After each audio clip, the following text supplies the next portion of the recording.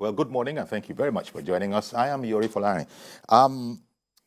Well, our guest this morning is Senator Ajibola Bashiru.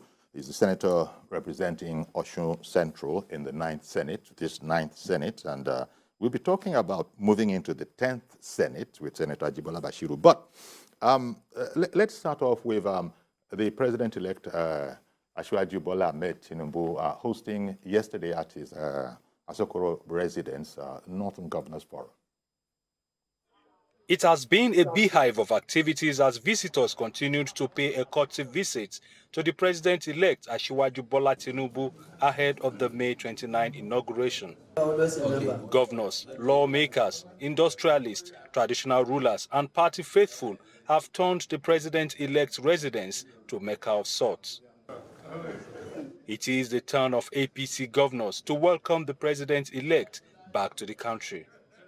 They held a closed-door meeting with him and the vice president-elect, Senator Kashim Shettima. We came to see him for two reasons. One, to welcome him back to the country, to pay Salah homage, and to also brief him on the assignment he gave us. And the meeting went very well, and the convention will continue. The agenda of the Governors Forum is to ensure that we key into the vision of the incoming president. The president-elect was magnanimous in expressing his thoughts in the Renewed Hope Manifesto. He told the world what he's promising. He had been on campaign trails across the country, and he has expatiated on that. So, President Asiwaju Bola Ahmed Tinubu has offered renewed hope for the nation, and I believe we will see more of it from May 29th. The governors say they are ready to work for the success of Asiwaju Tinubu's administration from day one. Everything that he will require that will enable him deliver to his promises during campaign, we will always support that.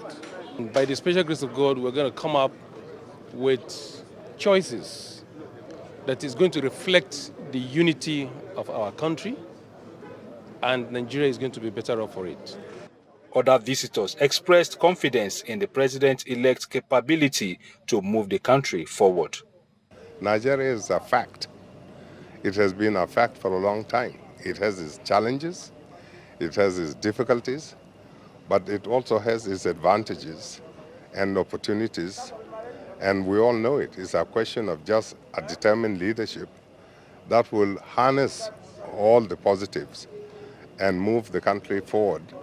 And I have every confidence President Tinubu, as he will be, will do so. What we need is to pray to God Almighty to continue to guide our incoming president and all the principal players. The Emir of Kano, Aminu Ado Bayero, and businessman Arthur Eze were among those who also paid a courtesy visit to President-elect ahead of the May 29 inauguration. Ola Awakon, TVC News, Abuja. Okay, so that the president-elect met yesterday at his residence with the Progressive Governors Forum, not Northern Governors Forum, Progressive Governors Forum, my bad. I'm so sorry about that. There you go. 29th is just around the corner, and everybody is sort of looking forward to that date. You know already that even world leaders are beginning to sort of expressing their delight at the situation and their enthusiasm to working with President Bola Ahmed Tinubu, as he then will be known after the 29th of May. Well, as I was saying, our guest is Senator Ajibola Bashiru. He's the Senate spokesman, and if you wanted to know, he's the senator representing Osun Central. A fine morning to you, Senator. Yeah, good morning, Yori. Thank you very much, sir. I'm great, sir.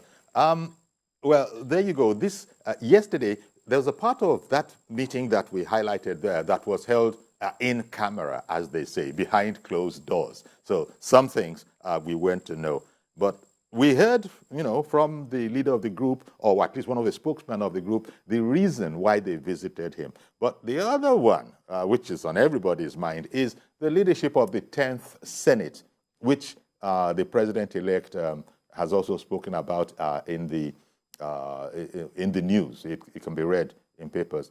It is said that the president-elect is is not interested in micro-zoning, as it is called. Just it shall be zoned. So that if we're talking about the South, let it be the South, and let them slug it out amongst each other, whether it is Southeast, whether it is Southwest, whether it is South-South. So what can you add to that perspective? Because as you know, the fake news went around that the position of the principal officers had indeed been zoned. I'm not sure that, just like I've said, it's fake news. I'm not sure that the leadership of the party or the president-elect has actually zoned any of the position in the National Assembly for the 10th Assembly. But I'm also aware of the fact that there are so many considerations that the leadership of the party will be looking at in determining who is going to be holding which position of the principal officers of the 10th Assembly. First, the public must be educated that at the leadership level of the 10th Assembly, although every argument appear to be zeroing down on the presidency of the Senate and the speakership of the House of Representatives, but there are quite a number of positions in that place, which for most of education, we should let the people know. And the president of the Senate and the Speaker of the House of Rep is primus inter pares, first among equal. So the people that form the collegiate leadership, including the Deputy Senate President and the Chief Whip, the majority leader, minority leader, are quite, very also important in determining the business and the trajectory of the assembly as it happened in the 9th Assembly. And when it comes to making choices, I think it is also very good for our leadership to have a broad perspective of how this zoning or whatever arrangement will be made would have to be done. There has to be recourse not only to issue of competence, not to issue of religion, not to issue of zoning, but issue of even political expediency and, of course, the survival of the democratic enterprise, as well as also a future perspective of our own political party. Elementarily, a political party is a group of people that want to access power in order to be able to implement their program. So there is no merit in you being able, in you making arrangements that would ultimately affect your party negatively in an electoral contest in the nearest future. So it is in this regard that we have to take a sober perspective of what happened in the 2023 election and the way those who have emerged already in different zones have been able to emerge. The president-elect, Asiwaju Bola Ahmed Tinubu, is from the Southwest. The vice president, Senator Kashim Shettima, from the North, East. Of course, it will open that the four other geopolitical zones could as well be in the race for both the president of the Senate and the Speaker of the House of Rep. And what do I mean? In the present regime that we have, the President Muhammadu Buhari, is from the Northwest, the Vice President from the Southwest. At the same time, the President of the Senate is from the Northeast, and the Speaker of the House of Representatives from the Southwest. So now going to the 10th Assembly, there is really nothing creating any disability from the President of the Senate from coming either from the Northwest, from the South-South, Southeast, or the North-Central, or the Southwest, as the case may be.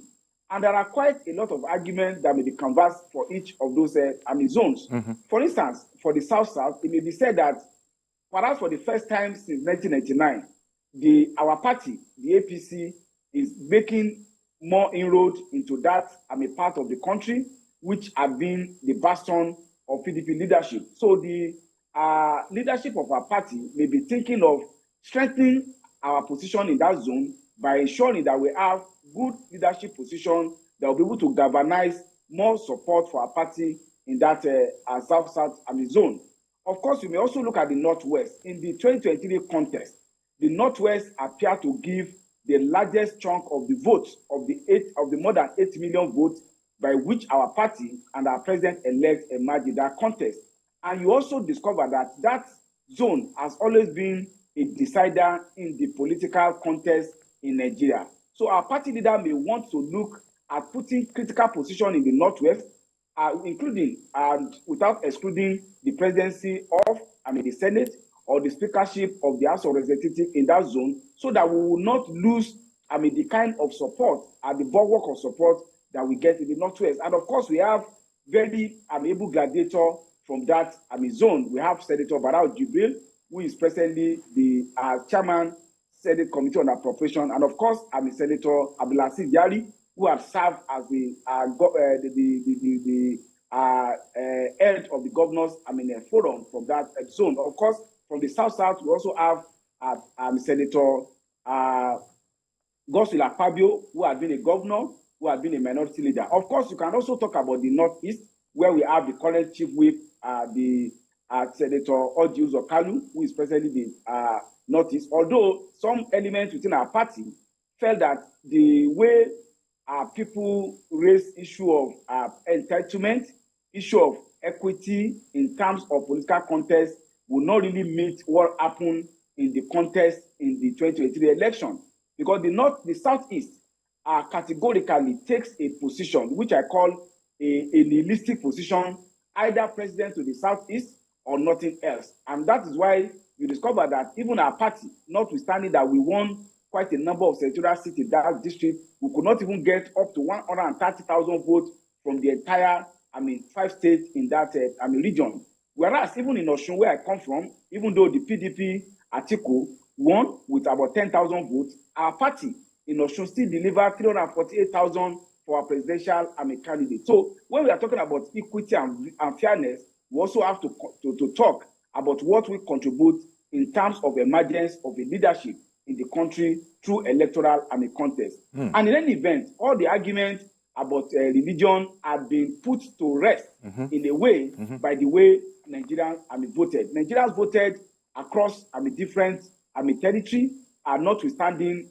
the people who are crying or shouting hoarse on the issue of the Muslim ticket presented by our party. Overwhelming majority or more than 8 million Nigerians still voted for that ticket. So what I'm saying is that there is really no other fast rule as to where the pendulum will swing in the contest for the presidency of the Senate or the Speaker of the House of Representatives, and people should not also reduce this issue to issue of ethnic banalities or religious sentiment. It is a matter by which our political party will have to take a very deep, dispassionate, and sober decision as to what will be in the interest of creating a National Assembly that work for Nigerians and work to further the hope-renewed agenda of our President-elect, Asiwaju Bola Ahmed Tinubu, and also to ensure that we put ourselves in a position to be able to face electoral contest in the next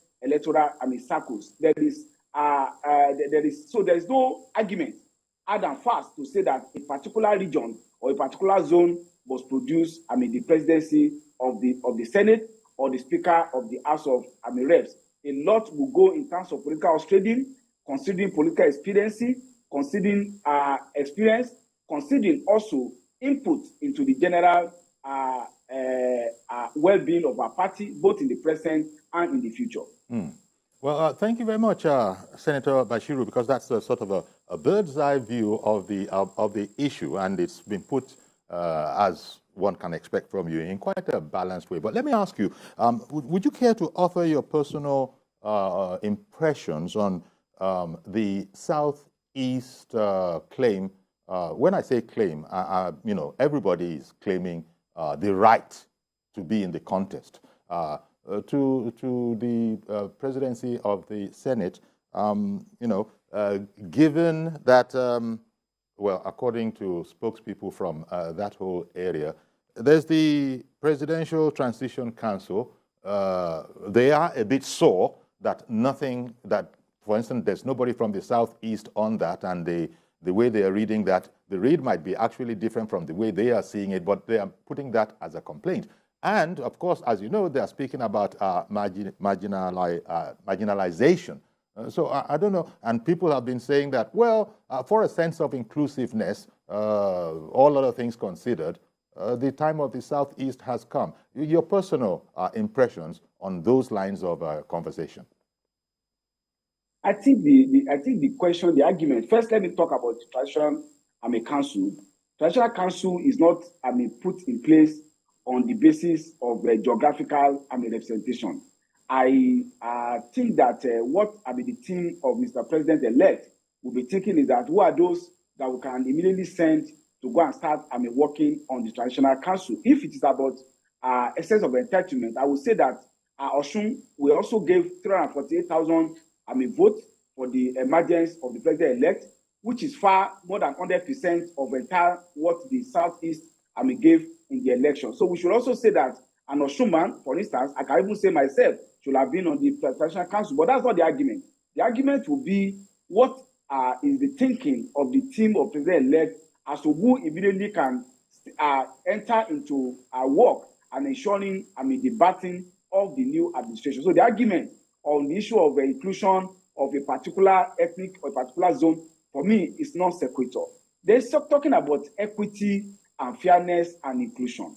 This is a political contest. In the last election, the 3 zones produced presidential candidates.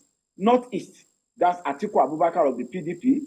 Southwest, Asiwaju Bola Ahmed Tinubu. And of course, Southeast, Peter Obi. And you see the way the election, had gone. The overwhelming, voters in the Southeast are close to more than 85% elected to vote for Peter Obi of the Igbo party. I don't think APC is complaining that we did not even get up to 10% in most of the 5 states, and therefore that we are not, included in the scheme of things.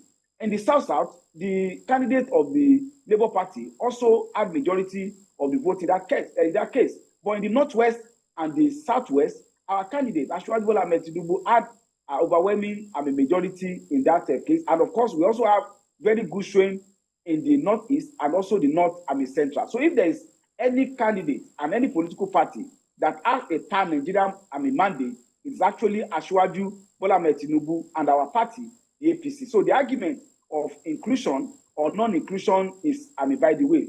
And of course, I'm also a very good student of Nigerian politics at the list of standing immodest, and there's nothing that says that the critical dispositions has to be based on issue of equity and the issue of marginalization. All of us were in this country during President Goodluck Jonathan administration. The president from the South, the vice president from the Northwest, the speaker from the North Central, deputy the Senate president.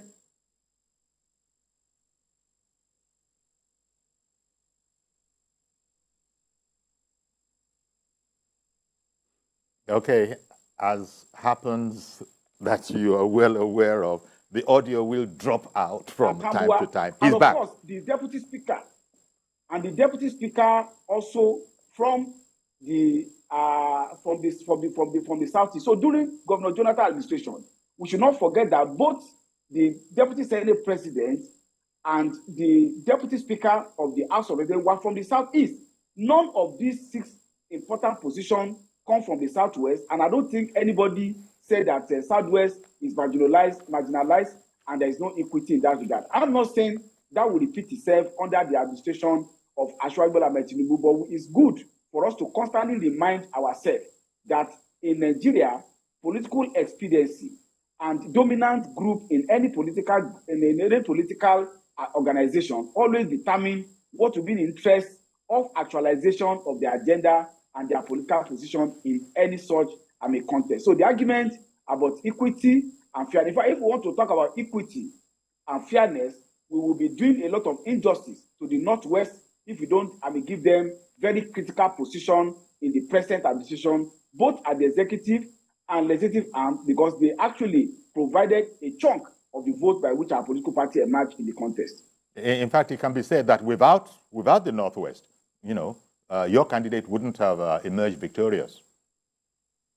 Of course, it's clear. The figures, I will speak clearly. I told you the entire, with respect, 5 states from the southeast did not even give up to what Osun APC gave, for our party. Not to talk of the states in the northwest and the all other, axes. So the question should be about what is the overall interest of the country in terms of competence, in terms of delivering of the agenda, and in terms of commitment to realization of the vision and the goal of Asiwaju Bola Ahmed Tinubu presidency. He is not just coming to the presidency to just, be in the to occupy the office of the president. He's somebody who has a vision of what he wants to actualize for the generality of the Nigerian people. And of course, some of these arguments about zoning, some of these arguments about placing position is really about elite people jostling for their own, position. A poor man on the street of Abakaliki is not different from a poor man on the street of Osogbo or Ilobu in Osun State, or a poor man on the street of Potiskum